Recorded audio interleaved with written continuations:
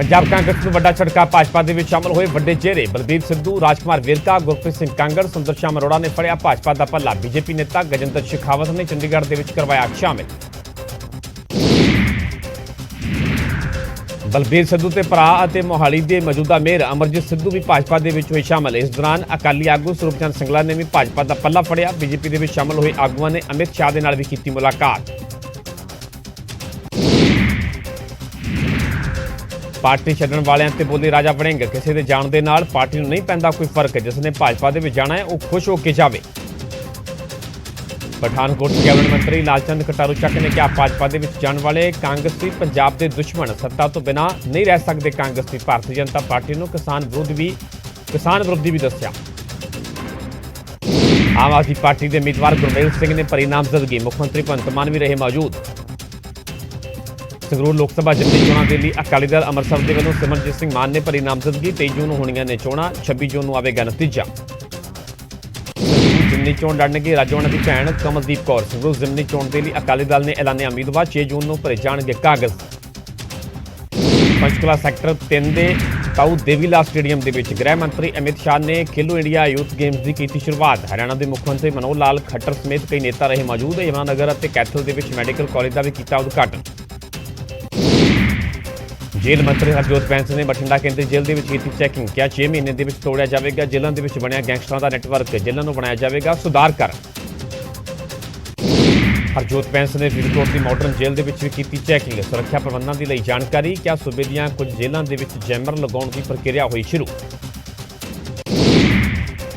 श्री अकाल तख्त साहिब जथेदार ज्ञानी हरप्रीत सिंह के दर से पहुंचे Z सिक्योरिटी। दफ्तर के अंदर और बाहर कमांडो है तैनात। जथेदार ने सिक्योरिटी लैण तो किया इनकार। केंद्र सरकार ने दी है सुरक्षा। सिद्धू मूसेवाला के माता पिता के वलों चंडीगढ़ टैक्नीकल एयरपोर्ट से अमित शाह के नाल कीती मुलाकात। अपने बेटे के कतल का मंगिया इंसाफ। मूसेवाला के पिता बलकौर सिंह ने चोणां लड़न तो किया इनकार। क्या अजे तो मेरे पुत्र का सिवा भी ठंडा नहीं होया। चोणां लड़न का नहीं है कोई मन। 8 जून को बेटे का भोग उस दिन साझियां करांगा सारियां गल्लां। मानसा पुलिस ने मूसेवाला कतल मामले में 3 नौजवानों को लिया हिरासत। पिंड मूसा के नेड़ले पिंडों के रहिंदे ने तिन्ने। हमलावरों को गड्डियां मुहैया कराउण का इल्जाम। देहरादून तो गिरफ्तार मनप्रीत भाऊ तो मिली लीड तो बाद हुई गिरफ्तारी। पंजाबी गायक गुरदास मान ने मूसेवाला को दित्ती श्रद्धांजलि। 12 जून को मानसा के अपना शो किया मुलतवी। मूसेवाला ने भी शो के होना सी शामिल। गुरदास मान को अपनी हवेली लिजाउण की सी योजना। कैबिनेट मंत्री मीत हेर और गायक अमृत मान ने मूसेवाला के परिवार के नाल कीती मुलाकात। मीत हेर ने कहा हमलावरों को जल्द फड़ के सजा देगी सरकार। अमृत मान ने परिवार को दिता हौसला।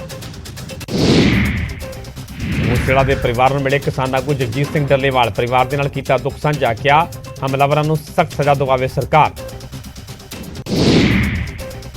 मानसा के पिंड मूसा पहुंचे छत्तीसगढ़ का एक परिवार। मूसेवाला की यादगार से जाके होया भावुक। इस थान से होया सी मूसेवाला का संस्कार। रोज़ मत्था टेकन आ रहे ने लोग। नंगल च मूसेवाला की याद के लगाएगी छबील। नौजवानों ने सरकार को की अपील। क्या कातल को जल्द काबू किया जाए। यही होगी मूसेवाला को सच्ची श्रद्धांजलि। नवे शहर च मूसेवाला की याद के लोगों ने कढ़िया कैंडल मार्च। नम अखां के नाल दित्ती गई श्रद्धांजलि। मूसेवाला के पोस्टर लैके अमर रहे दिल लगाए नारे।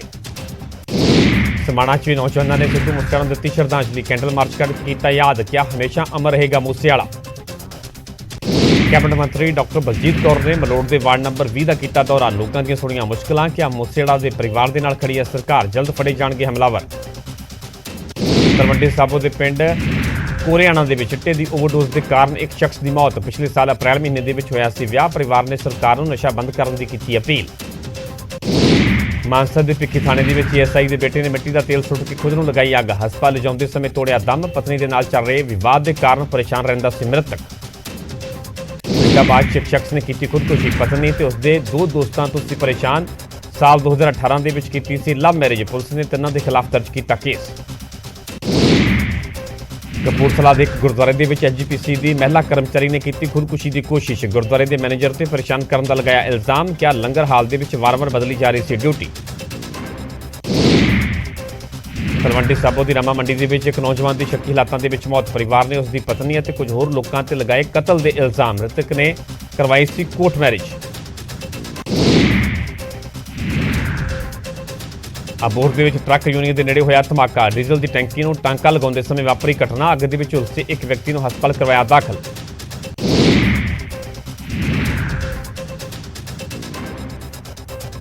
ਜਲੰਧਰ ਪੁਲਿਸ ਨੇ ਕਤਲ ਦੇ ਕੇਸ ਦੇ ਵਿੱਚ 3 ਮੁਲਜ਼ਮਾਂ ਨੂੰ ਕੀਤਾ ਗ੍ਰਿਫਤਾਰ। 2 ਨਾਬਾਲਗ ਵੀ ਸ਼ਾਮਿਲ। 28 ਮਈ ਨੂੰ ਪਿੰਡ ਚਿਹੜੂ ਦੇ ਵਿੱਚ ਰੇਲਵੇ ਟਰੈਕ ਦੇ ਨੇੜਿਓਂ ਮਿਲੀ ਸੀ ਇੱਕ ਸ਼ਖਸ ਦੀ ਲਾਸ਼। ਅੰਮ੍ਰਿਤਸਰ ਦੇ ਖਾਲਸਾ ਕਾਲਜ ਦੇ ਬਾਹਰ ਗੋਲੀਆਂ ਚੱਲਣ ਦੇ ਮਾਮਲੇ ਦੇ ਵਿੱਚ 3 ਮੁਲਜ਼ਮ ਗ੍ਰਿਫਤਾਰ। ਪੁਲਿਸ ਨੇ ਇੱਕ ਕੁੜੀ ਨੂੰ ਵੀ ਕੀਤਾ ਕਾਬੂ। 2 ਧਿਰਾਂ ਦੇ ਵਿਚਾਲੇ ਚੱਲੀਆਂ ਸਨ ਗੋਲੀਆਂ। ਇੱਕ ਸ਼ਖਸ ਦੀ ਗਈ ਸੀ ਜਾਨ।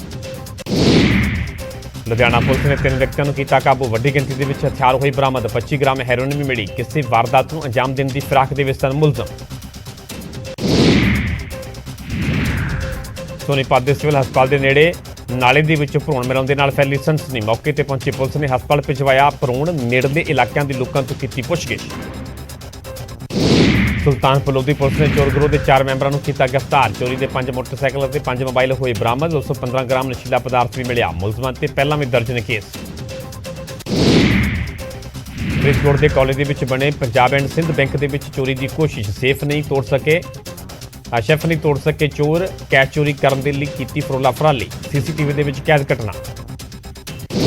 ਜਲੰਧਰ ਕੈਂਟ ਦੇ ਦੀਪਨਗਰ ਦੇ ਵਿੱਚ ਸਟੇਸ਼ਨਰੀ ਦੀ ਦੁਕਾਨ ਦੇ ਵਿੱਚ ਲੱਗੀ ਅੱਗ। ਦੁਕਾਨਦਾਰ ਮੁਤਾਬਿਕ ਕਰੀਬ 7 ਲੱਖ ਰੁਪਏ ਦਾ ਹੋਇਆ ਨੁਕਸਾਨ। ਅੱਗ ਲੱਗਣ ਦੇ ਕਾਰਨ ਦਾ ਨਹੀਂ ਲੱਗਿਆ ਪਤਾ। ਸੰਗਰੂਰ ਸਿਵਲ ਹਸਪਤਾਲ ਦੀ ਟੈਂਕੀ ਤੇ ਚੜੇ ਕੱਚੇ ਅਧਿਆਪਕ ਯੂਨੀਅਨ ਦੇ 2 ਮੈਂਬਰ ਪੱਕੀ ਨੌਕਰੀ ਦੀ ਮੰਗ ਨੂੰ ਲੈ ਕੇ ਕੀਤਾ ਪ੍ਰਦਰਸ਼ਨ। ਕਿਹਾ ਮੁੱਖ ਮੰਤਰੀ ਭਗਵੰਤ ਮਾਨ ਨੇ ਪੱਕਾ ਕਰਨ ਦਾ ਦਿੱਤਾ ਸੀ ਭਰੋਸਾ। ਫਾਜ਼ਿਲਕਾ 'ਚ ਕਿਸਾਨਾਂ ਨੇ ਡੀਸੀ ਦਫ਼ਤਰ ਦੇ ਬਾਹਰ ਲਗਾਇਆ ਧਰਨਾ। ਖਰਾਬ ਹੋਈਆਂ ਫਸਲਾਂ ਦੇ ਲਈ ਮੁਆਵਜ਼ੇ ਦੀ ਕੀਤੀ ਮੰਗ। ਆਗੂਆਂ ਨੇ ਕਿਹਾ ਮੁਆਵਜ਼ਾ ਨਾ ਮਿਲਣ ਤੱਕ ਕਰਦੇ ਰਹਾਂਗੇ ਸੰਘਰਸ਼। ਘੱਲੂਘਾਰਾ ਦਿਵਸ ਨੂੰ ਲੈ ਕੇ ਅੰਮ੍ਰਿਤਸਰ ਪੁਲਿਸ ਨੇ ਸ਼ਹਿਰ ਦੇ ਵਿੱਚ ਕੱਢਿਆ ਫਲੈਗ ਮਾਰਚ। ਸੁਰੱਖਿਆ ਦੇ ਪੁਖਤਾ ਕੀਤੇ ਪ੍ਰਬੰਧ। 6 ਜੂਨ ਨੂੰ ਇਹ ਸਾਕਾ ਨੀਲਾ ਤਾਰਾ ਦੀ ਬਰਸੀ। ਘੱਲੂਘਾਰਾ ਦਿਵਸ ਨੂੰ ਲੈ ਕੇ ਗੁਰਦਾਸਪੁਰ ਪੁਲਿਸ ਨੇ ਕੱਢਿਆ ਫਲੈਗ ਮਾਰਚ। ਪੈਰਾਮਿਲਟਰੀ ਫੋਰਸ ਵੀ ਹੋਈ ਸ਼ਾਮਲ। ਲੋਕਾਂ ਨੂੰ ਅਫਵਾਹਾਂ ਤੇ ਭਰੋਸਾ ਨਾ ਕਰਨ ਦੀ ਕੀਤੀ ਅਪੀਲ। ਹਿਮਾਚਲ ਦੇ ਮੁੱਖ ਮੰਤਰੀ ਜੈਰਮਨ ਠਾਕੁਰ ਨੇ ਬਿਲਾਸਪੁਰ ਦੇ ਨੈਣਾ ਦੇਵੀ ਇਲਾਕੇ ਦੇ ਵਿੱਚ ਕਈ ਪ੍ਰੋਜੈਕਟਾਂ ਦਾ ਕੀਤਾ ਉਦਘਾਟਨ। ਕਿਹਾ ਦੇਸ਼ ਦੇ ਵਿੱਚ ਖਤਮ ਹੋ ਗਈ ਹੈ ਕਾਂਗਰਸ ਤੇ ਹਿਮਾਚਲ ਦੇ ਵਿੱਚ ਮੁੜ ਸਰਕਾਰ ਬਣਾਏਗੀ ਭਾਜਪਾ।